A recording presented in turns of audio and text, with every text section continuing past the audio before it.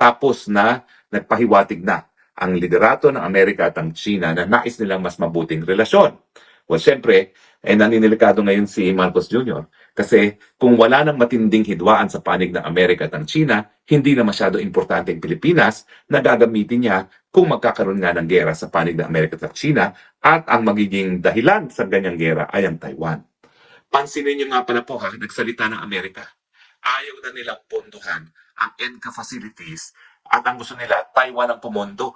Bakit natin papayagan ng Taiwan pumondo sa mga EDCA sites na yan na naging malinaw naman na ang presensya ng mga Amerikano dito sa EDCA ay hindi para sa Pilipinas, kundi para sa Taiwan? Ano naman ang obligasyon natin sa Taiwan para protektahan natin sila pag nagkaroon ng putukan kapag ang China ay magdesisyon na kuning sapilitan pabalik sa kanya ang Taiwan, ganong tayo naman ay gumamit din ng dahas noong ang mga ISIS ay sinasabi na hihiwalay nila ang Marawi sa Pilipinas, di ba? Pero yung sinasabi nga ng Amerika na dapat Taiwan ang magbayad para sa EDCA bases, ano na ang nakita ninyo? Mga maka-Amerikano na nagsasabi na tutulungan tayo ng mga Amerika. Hindi, pagtutubuan pa tayo. Ang gusto nila, Taiwan ang magbayad ng lahat ng mga preposition equipment at yung mga improvements na mangyayari dyan sa ating mga base militar dahil gagamitin nga yan ng mga Amerikano para sa Taiwan. Sa tingin nyo ba, papabayaran ng Amerika sa Taiwan itong mga EDCA facilities nito kung ito ay para sa Pilipinas? So malinaw ha na yung mensahe ng mga Amerikano na dapat Taiwan ang magbayad sa mga EDCA bases natin, yan ay dahil kung magkakagera, ang paggamit ng mga Amerikano sa EDCA bases natin ay para depensahan ng Taiwan, ang makikinabang Taiwan. Ano naman ang pakialam natin dyan, bukod doon sa katotohanan na meron tayong mga OFWs doon. Ang ating dapat paghandaan, paano nga iligtas sa mga OFWs natin doon pag nagkaroon ng putukan sa Taiwan. Pero wala talaga tayong kinalaman dito sa issue ng Taiwan dahil yan naman po ay usapin na internal lamang sa China dahil wala naman pong nagsasabi na ang Taiwan ay hindi kabahagi ng China. Ito nga po matapos itong tensyon sa panig ng Japan at ng China, mabilis sa sinabi ng babaeng Prime Minister ng Japan na ang Taiwan talaga ay kabahagi ng China. So yan ay isang paraan para mapalamig nga yung hidwaan nila na kinikilala talaga ng Japan na ang Taiwan naman talaga ay kabahagi ng China. Kaya nga po kalokohan itong ginagawa ni Marcos Jr. na ginagamit yung Taiwan issue para siya suportahan ng mga Amerikano dahil alam niyang wala na siyang suporta sa sambayan ng Pilipino. At siyempre, nawala ng suporta ang sambayan ng Pilipino sa kanya dahil siya ay vangag, unang-una. Dahil siya ay mahilig sa tubig.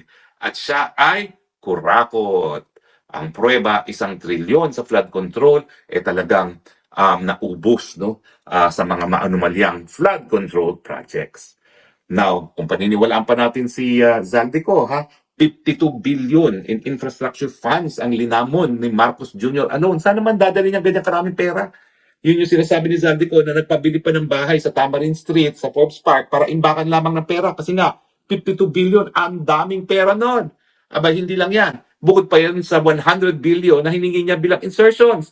At hindi lang yan. Ang balita ko pa, sa ibang source naman, yung kabuuan ng mga confidential funds na dati-dati mga maliit kumulang 5 billion at ngayon ay 12 billion, pinepera rin yan. Walang pinaglalaanan yan na nakikinabang ang taong bayan. Yan ay pinepera lang nila. At least on time ni Tatay Digong, yung mga binibigay sa mga namamatay na pulis at militar, yung mga binibigay sa PGH, yung mga binibigay sa mga informants sa drug war, lahat yan ang gagaling doon sa confidential fund. At yan naman talaga dapat ang paggagamitan ng confidential fund. Pero ang aking informante recently said, lahat kabuuan ng confidential fund ni Marcos Bangag Jr. ay pinipera nila, samantalang hindi nila tinitigilan si Inday Sara dahil lamang sa kakaunting 125 billion na confidential fund na malinaw naman ginamit din ni Inday Sara laban doon sa mga nangungurakot ng pera, lalong-lalo na laban doon kay Zaldico dahil ginamit niya yan para makakuha ng impormasyon doon sa maanumalyang laptop project na di umano ay talagang dinaan sa kumpanya ni Zaldico.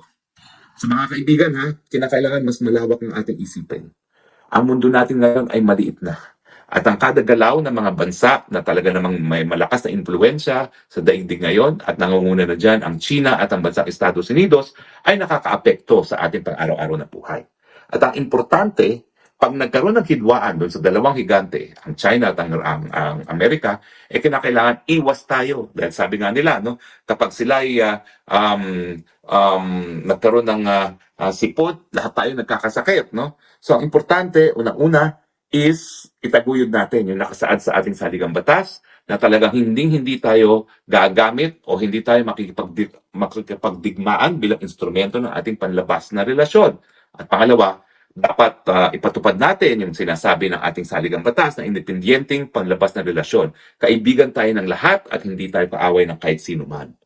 At inaasahan ko na itong pagdating ng isang sugo ng China na mas naiintindihan kung paano mag-isip ang mga Amerikano, ito'y magre-resulta sa mas mabuting relasyon ng Pilipinas dahil ang Pilipinas naman talaga sunod-sunuran lang sa Amerika.